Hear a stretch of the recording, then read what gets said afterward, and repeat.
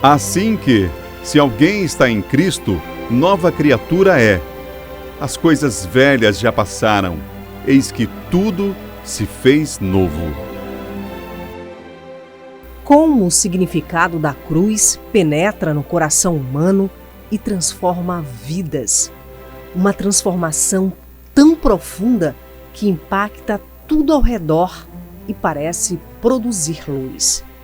É o que vi na comunidade Eugênio Pereira, uma ocupação com 1000 famílias na região metropolitana de São Luís, onde os moradores lutam para ficar há quase 15 anos. Lugar que o carpinteiro Fernando escolheu para morar. Seu Fernando, o senhor já mora aqui há quanto tempo?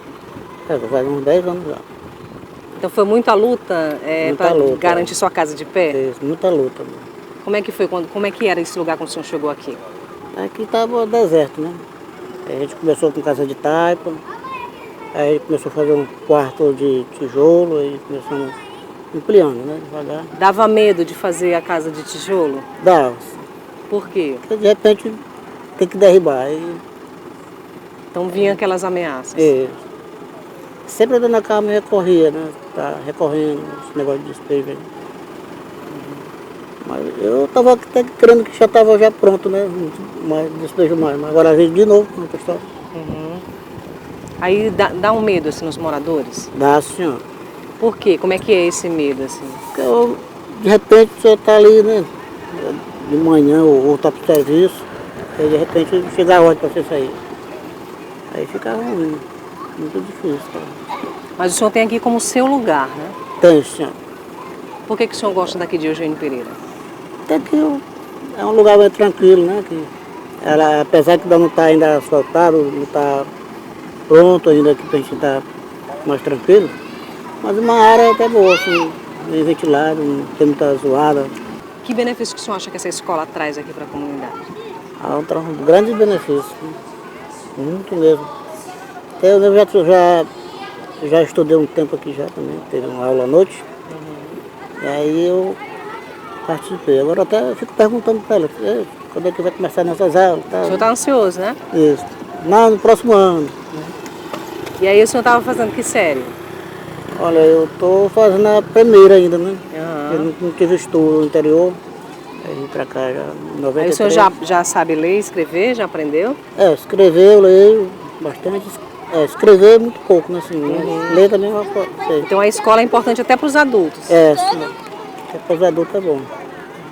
E o senhor está ansioso para voltar aí às aulas? Ansioso, né? Depois que começou, ampliou melhor, né? Ficou mais tranquilo. Eu espero que eles cresçam com sabedoria, né? Com grande entendimento, para que mais tarde seja um professor, um advogado, enfim, né? Um médico, né? Minha filha, ela quer ser médica. Eu digo, tem que estudar, né? Então eles podem sonhar à vontade, né? Pode sonhar, né? Fui conhecer o cotidiano da comunidade. A escola, com 374 alunos, que tem como base o conhecimento e a fé.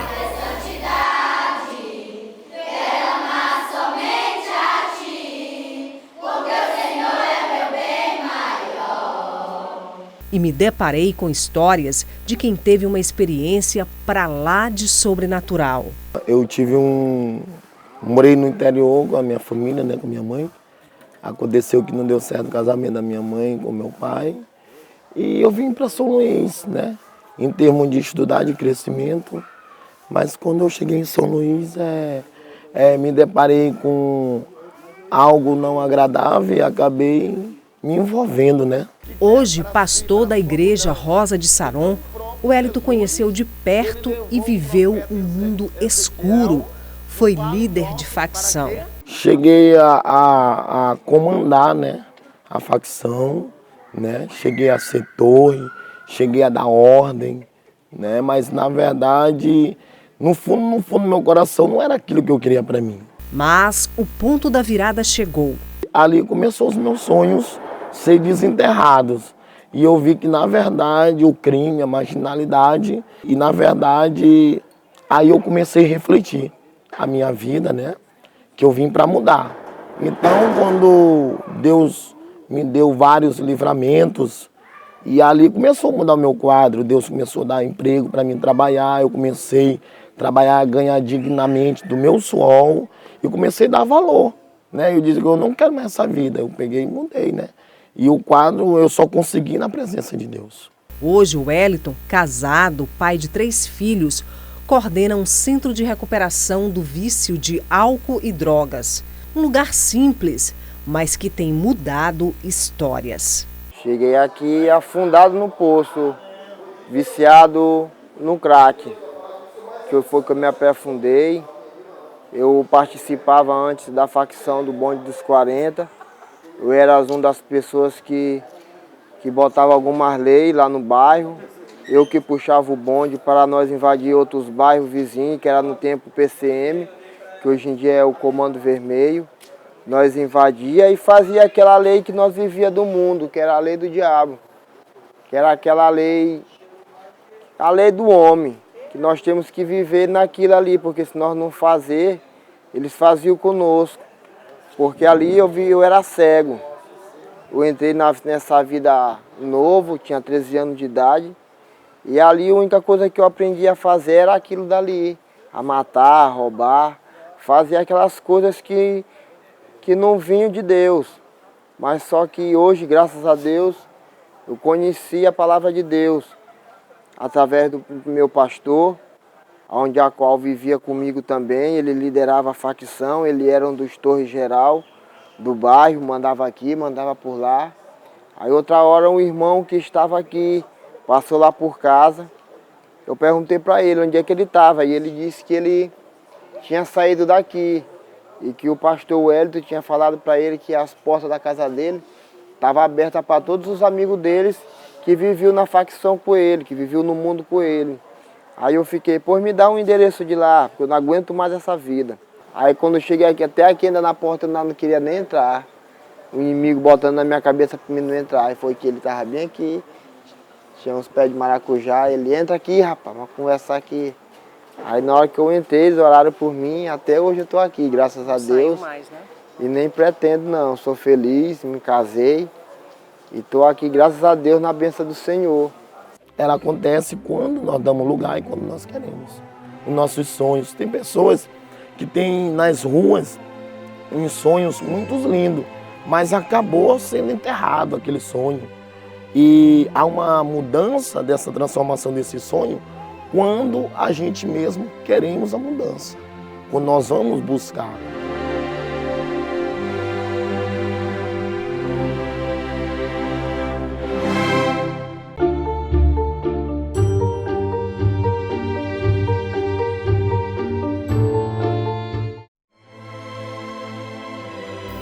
Quando Cristo, que é a vossa vida, for manifestado, também vos manifestareis com ele em glória.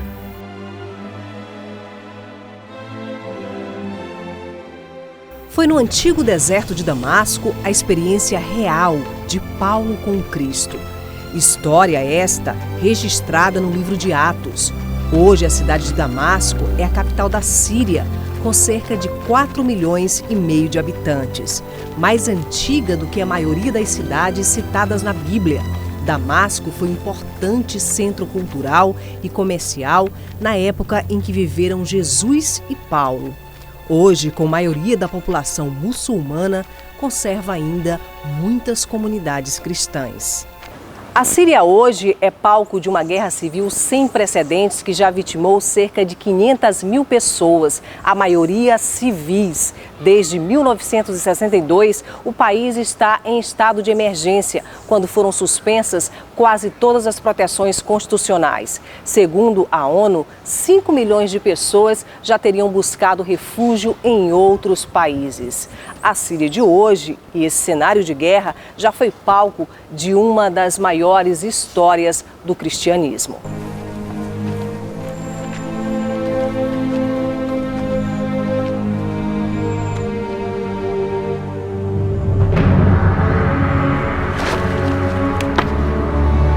A história de Paulo e as revelações no deserto de Damasco continuam tendo repercussões hoje, agora.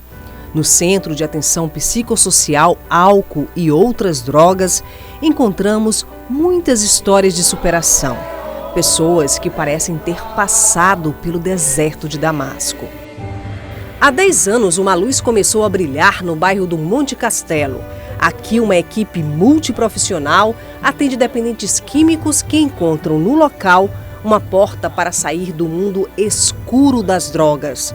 Só em 2018 já foram feitos 8.500 atendimentos. Eu gosto de dizer que a gente tem 3 portas de chegada do paciente aqui. A principal e a diária é a voluntária. É aquele paciente que vem com a família, já tem um sofrimento muito grande, já passou por diversos tipos de tratamento e que não conseguiu um êxito. A segunda forma é aquele que vem por encaminhamento da justiça. Alguns dos nossos pacientes já passaram e já se desenvolveram delitos e a justiça entendeu que o delito foi provocado por uso e abuso de drogas. Ele é encaminhado para tratamento aqui porque ele aceitou diante da justiça que queria se tratar. E a terceira prerrogativa de tratamento é quando nós fazemos ações na comunidade.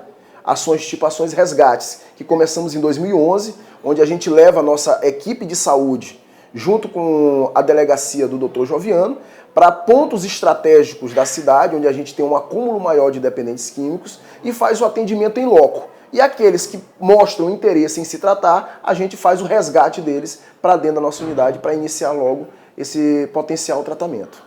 Sérgio, de 34 anos, tem descoberto que a arte pode trazer novas possibilidades.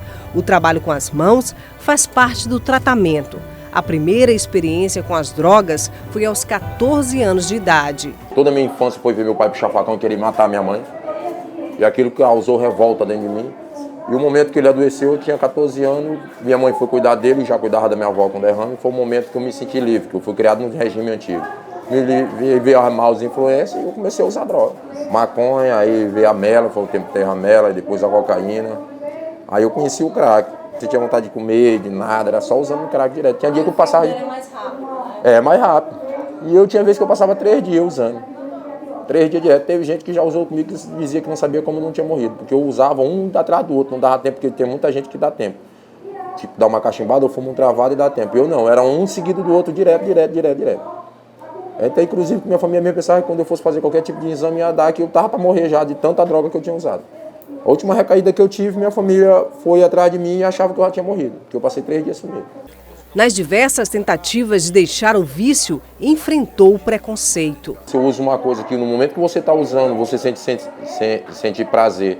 E quando passa o efeito daquela droga, você se sente a pior pessoa possível. Muitas vezes você sente vontade de se autodestruir. Você não vai usar aquilo porque você quer. Ninguém quer se matar, ninguém quer se coisar. Então tem muita gente que chega a discriminar a pessoa. Ah, isso é um usuário de droga, isso é um ninguém. Pelo contrário, muitas vezes tem muitos usuários de droga que tem profissão. E muitas vezes tem Deus no coração, que tem gente que discrimina a gente que não tem Deus no coração, como muita da gente tem Deus no coração. Hoje, Sérgio lembra, emocionado, do gatilho que fez com que ele decidisse viver. Minha filha, de 4 anos, que é minha vida, que eu amo mais ela do que a minha própria vida. Porque, tipo assim, a última vez que eu for usar, ela chegou e disse pra tia dela que eu tinha abandonado ela. E ela é minha vida. Faço de tudo pela minha filha. Então, o momento que eu vi, tipo assim, de ela estar maior e tipo ir atrás de mim numa boca de fumo, eu me ver drogado. O momento que ela falou pra tia dela, que a tia dela me falou, que ela disse que eu tinha abandonado ela, que dali eu acho que dentro de mim doeu mais do que um tapa, de que eu tivesse levado um tiro ou uma facada. Que minha vida é tudo, minha filha é tudo que eu tenho na minha vida.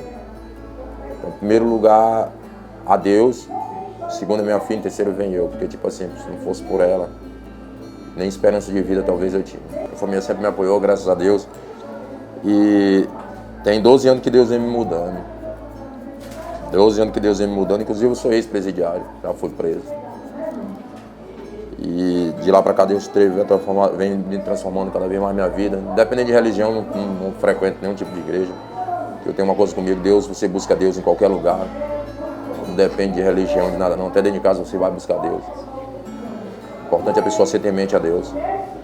E o que faltava mesmo para mim, tipo assim, era largar esse vício maldito. Como, tipo assim, muitas oportunidades boas na minha vida eu já tive, por causa desse vício, eu perdi. A informação também abre novos caminhos. Como parte do programa, as parcerias aqui são bem-vindas. A palestra é sobre prevenção do câncer e a família também é convidada. Os pacientes também recebem formação para retornar ao mercado de trabalho. O SENAC, ele proporciona esse tipo de parceria através de um programa social, de inclusão social, chamado SENAC Faz Sua Parte, que há 12 anos está levando oportunidades de educação profissional para a inserção no mercado de trabalho de diferentes pessoas, com a intenção de possibilitar uma rentabilidade, de possibilitar a qualidade de vida dessas pessoas através da qualificação para o mercado de trabalho. As atividades se refletem em números positivos. Enquanto a taxa de recuperação da Política Nacional Antidrogas é de 5% a 10%, o CAPS-AD do Maranhão tem conseguido atingir uma média de 15% a 20%.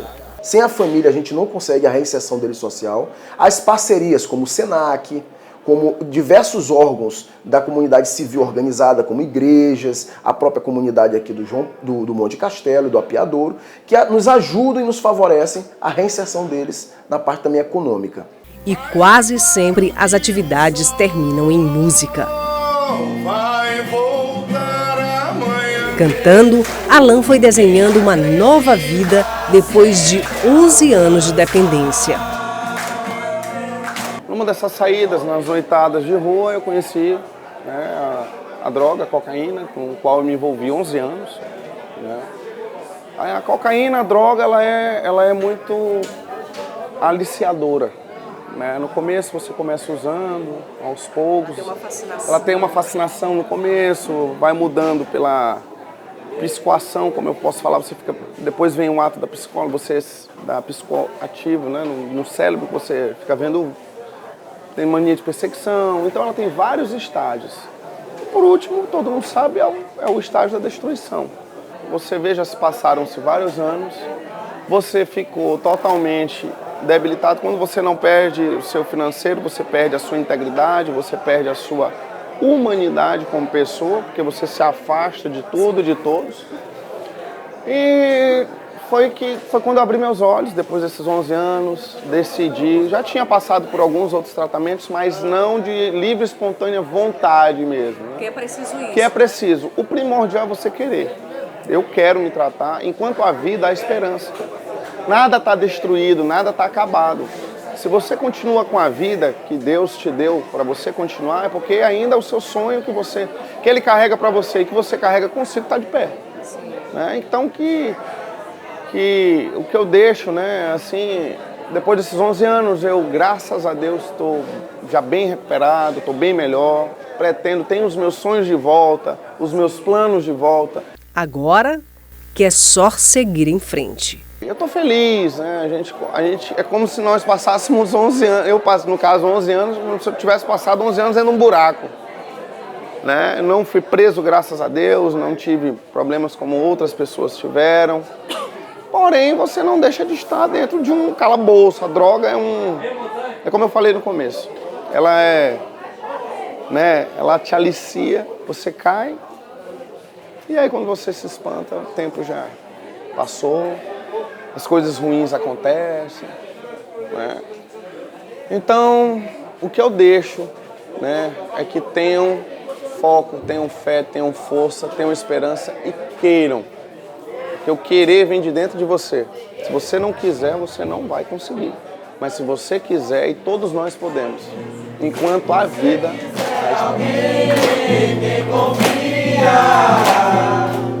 confia em si mesmo. Quem acredita sempre alcança.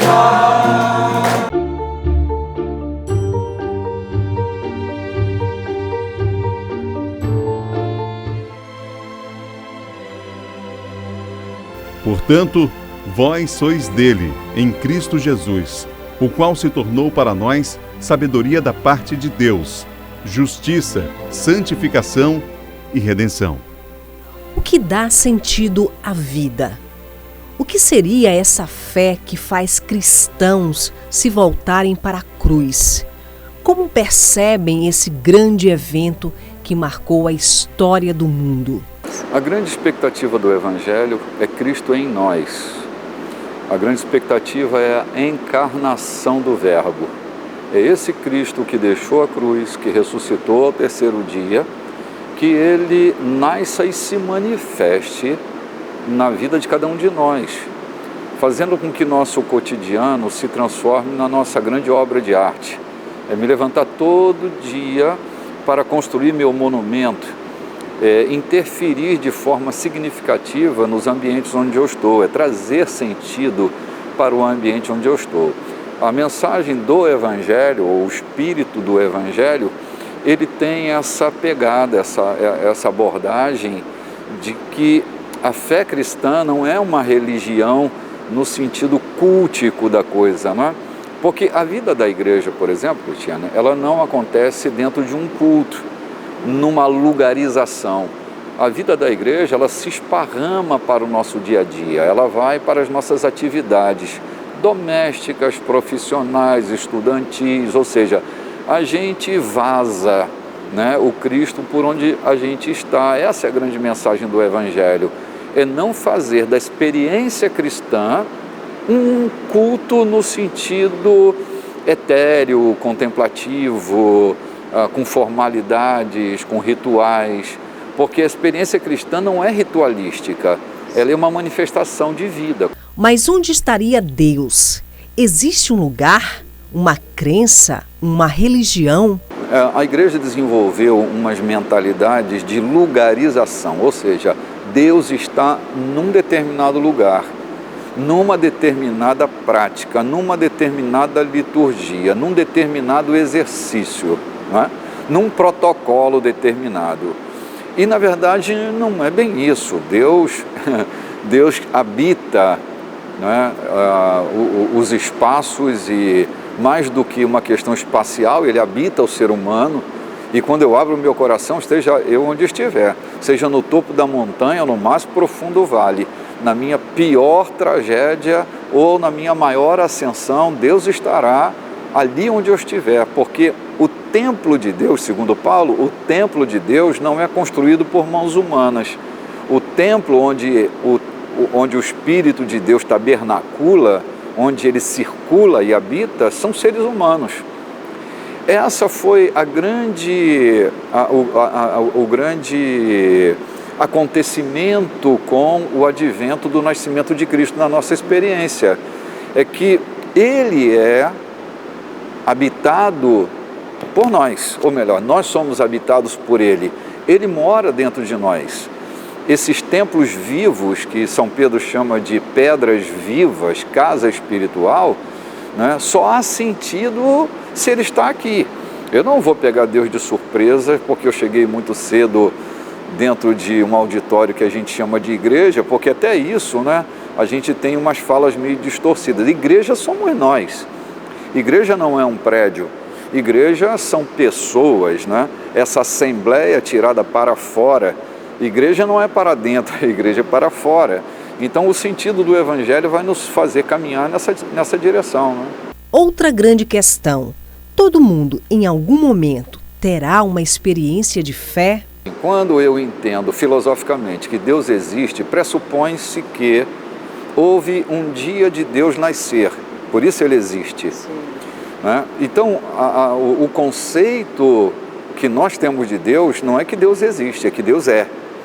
Por isso eles vão perceber Deus nessa pesquisa que eles fazem, nessa aventura, nessa caminhada, tipo um Santiago de Compostela, nessa caminhada abraâmica, que no meio do caminho você descobre o caminho. Por isso Cristo disse: eu sou o caminho, a verdade, a vida, né?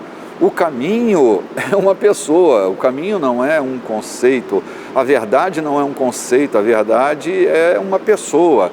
E toda vez que eu me dirijo, que eu me lanço, que eu me desloco na direção do caminho, eu descubro que o caminho é ele. E que o caminho não é uma questão de longitude e latitude. O caminho não é um espaço geográfico, o caminho ele é antropográfico. Eu me encontro no caminho toda vez que eu me desloco na direção dele. Eu li um rabino recentemente que ele dizia assim, que todo aquele que se move na direção do sagrado, o sagrado é. A vida é sagrada, Cristiane, a vida é sagrada. Nós é que temos esses guetos tentando fazer de Deus o meu Deus, né?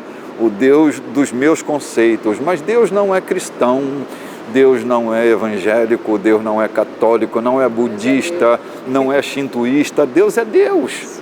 Ele está acima de tudo. E toda vez que eu me desloco na direção dele, ele vai se revelar a mim, porque essa é a condição daquele que é. Quando Moisés se encontra com aquela sarça ardendo lá no meio da montanha, a sarça diz para ele, né, quando ele pergunta, mas quem é que me enviou? Eu vou falar para Faraó o quê? Qual é o meu argumento? E ele diz para Faraó que eu sou te enviou. Eu sou é que ele é. E os rabinos dizem que se Deus é, nada mais é. Nós só seremos se nele formos. Então o nosso sentido de existência vai ter que terminar em Deus, porque ele é.